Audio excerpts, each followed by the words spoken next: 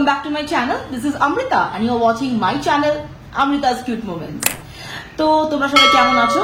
আশা করি তোমরা সবাই খুব ভালো আছো, আমিও ভালো আছি। তো আজকে তোমাদের সামনে নিয়ে এসেছি একটা ইয়ামি ডেজার্টের রেসিপি। আর হ্যাঁ, নিয়ে এসেছি হচ্ছে কোন রেসিপি? Yes, mango pudding. আর এখন যখন চারদিকে শুধু আমের এত গন্ধ, তো সত্যি মনে হয় কি আম নিয়ে নানা রকম রেসিপি একটু এক্সপেরিমেন্ট করি।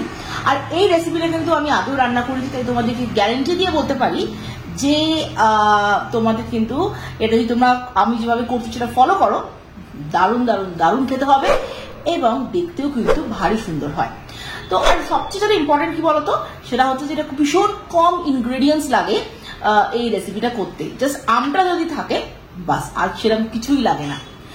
আর এইটা আমি করব কিন্তু কোনো গ্যাস বা কোনো ওভেনে নয়, করব হচ্ছে আগারো রেজেন্সি মাল্টিকুক কেটেলে। মাল্টিকুক কেটেলের ক্যাপাসিটি হচ্ছে 1.2 litre and it consumes 600 watt power. এর সঙ্গে একটা গ্লাস লিড প্রোভাইড করা হয়েছে। This kettle comes with an open mouth, inner side A maximum and minimum markings করা আছে, যেটা কুকিং টাইমে খুবই হেল্প করে। এর সঙ্গে খুব ভালো 304 food grade stainless steel use করা হয়েছে। পাওয়ার বেসটা টোটালি ডিট্যাচেবল আর 360 ডিগ্রি রোটেট করে। আর এই হলো পাওয়ার কেবল।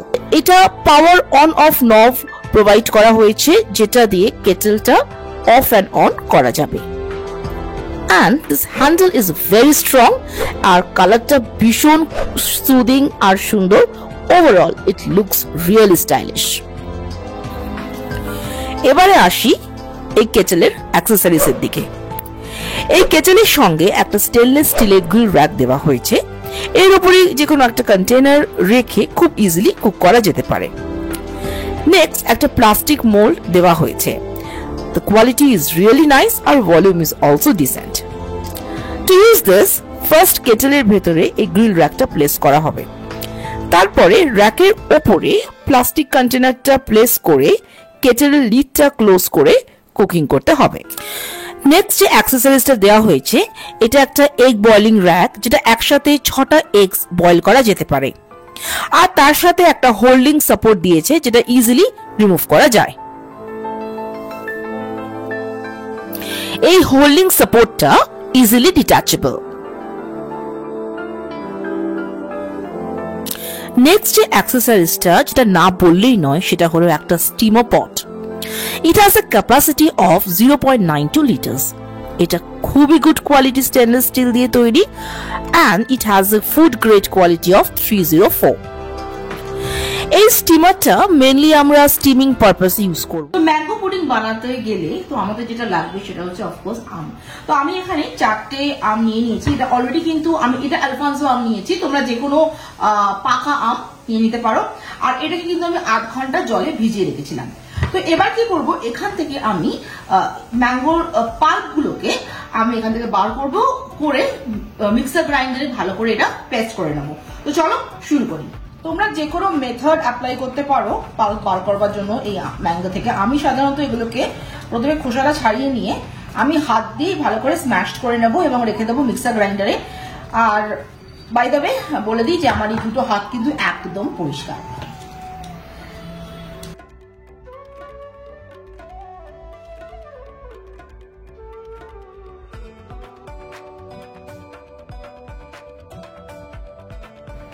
তো আমি প্রত্যেকটা খোসা ছাড়িয়ে নিয়েছি। এবার আমি এই মিক্সার গ্রাইন্ডারের মধ্যে এইভাবে পালগুলোকে নিয়ে নেব। আবারও বলছি, এখানে তোমরা তোমাদের যে কোনো মেথড অ্যাপ্লাই করতে পারো পাল্প নেবার জন্য। জিনিসটা কেটে কেটেও নিতে পারো, আমি এভাবে করি কারণ এটা সবচেয়ে কিন্তু খুব ইজি মেথড।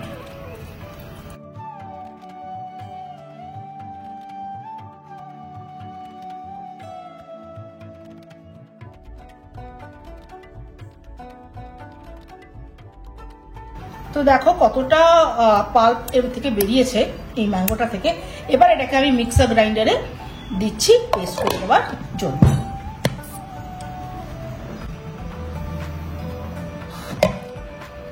তো দেখো কত স্মুথ হয়েছে এই পেস্টটা। আর আলাদা করে তো জল মেশায়নি, কারণ তোমরা সবাই জানো যে আম থেকে কিন্তু আলাদা একটা রস বেরোয়। তো তোমরা পেস্টটা কিন্তু এরকম স্মুথ ভাবে করবে। ম্যাঙ্গো পুডিং বানানোর জন্য প্রথমে আমি এই নবটা ঘুরিয়ে আগারো রেজেন্সি মাল্টিকুক কেটলটা স্টার্ট করে দিলাম and this blue light indicates that the Kettle has started. এরপরে আমি নিয়ে নিলাম 500 ml এর মতন মিল্ক আর সেটা আমি আগারো মাল্টিকুক কেটলে ঢেলে দিলাম। এরপরে একটা স্প্যাচুলা ইউজ করে দুধটা কন্টিনিউয়াসলি নাড়তে থাকলাম যতক্ষণ না সেটা বেশ খানিকটা রিডিউস হয়ে যায়। এই মিল্কে আমি অ্যাড করে দিলাম স্বাদ মতন চিনি আর স্প্যাচুলা দিয়ে কন্টিনিউয়াসলি নাড়তে থাকলাম যাতে পুরো চিনিটা ভালোভাবে মিশে যায়। আর এখানে আমি বলবো যে চিনিটা একটু বেশি দেবে, কারণ এটা কিন্তু একটা ডেজার্টের রেসিপি। মোটামুটি 500 ml এর মিল্কটা 300 ml এ যতক্ষণ না রিডিউস হয়ে যাচ্ছে ততক্ষণ কিন্তু এইভাবে স্টার করতে হবে।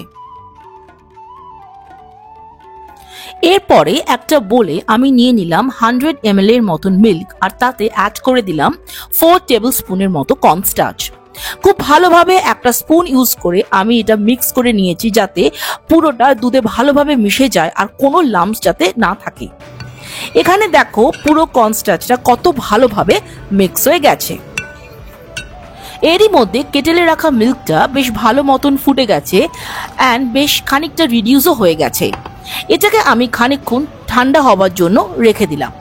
এই মিল্কে আমি এবারে ম্যাঙ্গো পাল্পটা অ্যাড করব আর গরম দুধে ম্যাঙ্গো পাল্প অ্যাড করলে দুধে কেটে যাবার একটা চান্স থাকে।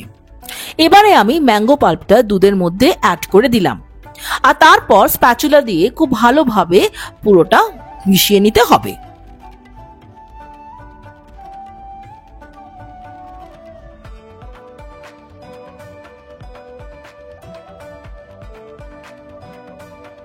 তো তোমরা দেখতেই পাচ্ছ যে এই টেক্সচারটা কত সুন্দর হয়েছে আর মিশ্রণটাও কিন্তু খুব একটা থিকনেস এসে গেছে। এবারে আমি এই আগারো মাল্টিকুক কেটেলের নবটা ইউজ করে কেটেলের আঁচটা একটু রিডিউস করে দিলাম অ্যান্ড কর্নস্টার্চের সলিউশনটা ওই ম্যাঙ্গো পাল্পের মিশ্রণে অ্যাড করতে থাকলাম।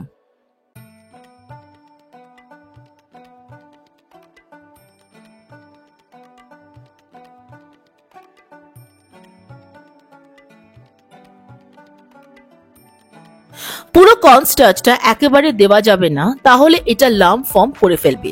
সো একটু অল্প অল্প করে কর্নস্টার্চ অ্যাড করতে হবে অ্যান্ড কন্টিনিউয়াসলি এটাকে স্টার করতে হবে যাতে পুরোটা ভালোভাবে মিশে যায়।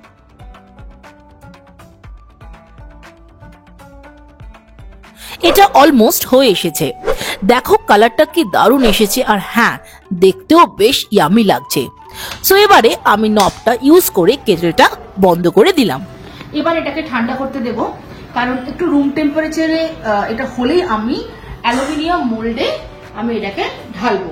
আচ্ছা, এবার তোমাদেরকে বলে দিই যে এই দুটো অ্যালুমিনিয়াম মোল্ড আমি নিয়েছি। তো এইখানে আমি একটুখানি সাদা তেল দিয়ে গ্রিস করে নেব। তোমরা ইচ্ছা করলে কিন্তু মাখন দিয়েও গ্রিস করে নিতে পারো।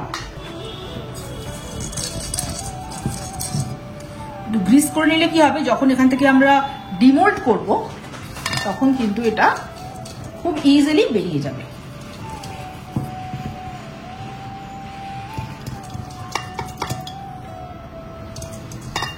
যেহেতু আমি এটা অনেকটা করেছি তাই এখানে আমি আরেকটা মাইক্রোসেফ যে বোলগুলো হয় না, ওই বলে আমি একটুখানি যে কন্টেনার গুলো হয় ওই এখানেও আমি একটুখানি সাদা তেল দিয়ে গ্রিস করে নিলাম। এটাকে একটু রুম টেম্পারেচারের মতো রেখে দিচ্ছি। একটু রুম টেম্পারেচার মতো ঠান্ডা হলে আমি এবার এটাকে এখান থেকে ঢেলে ফ্রিজিং করতে দেব। তো এটা মোটামুটি ঠান্ডা হয়ে গেছে, রুম টেম্পারেচারের মতো এটা হয়েছে। তো এবার আমি এটা এখান থেকে অলরেডি যে গ্রিস করেছি ঢালবো এই অ্যালুমিনিয়াম বাটিতে।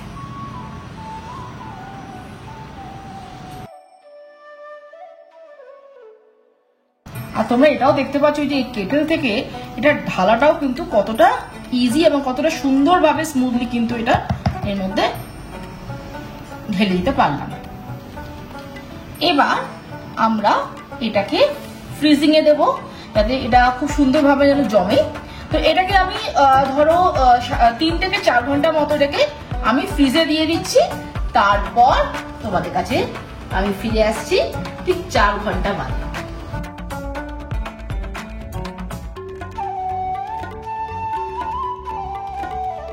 তো ফিরে এলাম 4 ঘন্টা বাদে।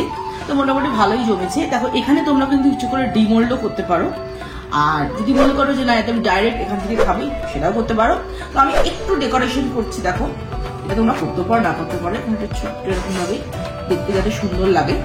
আমি একদম মিনিমাল রাখছি, এখানে কোনো আমি ম্যাঙ্গো ছোট ছোট কিউবস করে দিচ্ছি না, তোমরা দিতে পারো সেটা কোনো ব্যাপার না।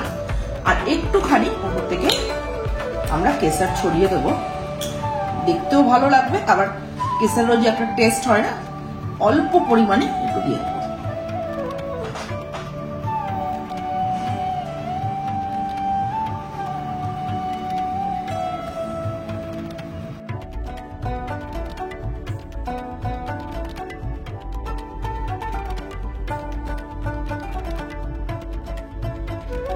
তো এখন অনির্বাণকে দিয়েছি টেস্ট করতে, তো বলুক কেমন হয়েছে, বলো। দেখছি টেস্ট করে, দেখতে তো ভালো হয়েছে, স্মেলটা অসাম, যেটা আমি কালকেও পেয়েছিলাম, স্মেলটা দুর্দান্ত। আচ্ছা এবার একটু টেস্ট করে দেখি, বেশ ঠান্ডা হয়ে গেছে, অনেকক্ষণ ছিল তো, একদম চিল্ড হয়েছে, বলো। চিল্ড হয়ে গেছে, হ্যাঁ। দেখি হয়েছে out of this world, excellent খেতে হয়েছে, জাস্ট ফাটাফাটি টেস্ট। তো এটা সবাই ভীষণ ইজি, বলো ব্যাপারটা ইজি, ব্যাপারটা ভীষণ ইজি আর খেতে অসম্ভব ভালো হয়েছে। তো সবাই এটা কি রেকমেন্ড করো তো? একদম একদম 100% রেকমেন্ডেড। ওকে, তো তোমরা যদি এই প্রোডাক্টটা পারচেজ করতে চাও অবশ্যই আমার ডেসক্রিপশন বক্সে চলে যাবে, সেখানে কিন্তু পারচেজ লিংকটা দেওয়া আছে। তো ভিডিওটা এখানে আজকে এন্ড করছি।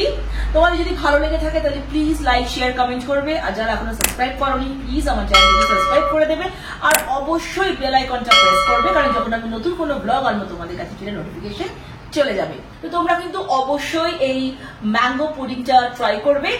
আর তোমরা যদি এই আগারো রেজেন্সি মাল্টিকুক কেটলের আরো কিছু রেসিপি ভিডিও তোমরা দেখতে চাও, আমার চ্যানেলে কিন্তু রয়েছে, আমি প্লে লিস্টে আমার করা আছে, ইলেকট্রিক আগারো ইলেকট্রিক কেটল বলে, মাল্টিকুক কেটল বলে, সেখানে কিন্তু অবশ্যই তোমরা চেক করতে পারবে। তো চলো ব্লগটা এন্ড করছি। এন্ড করে গেলে সবসময় বলে থাকি, stay happy, stay blessed, stay pretty, stay cool and always keep smiling.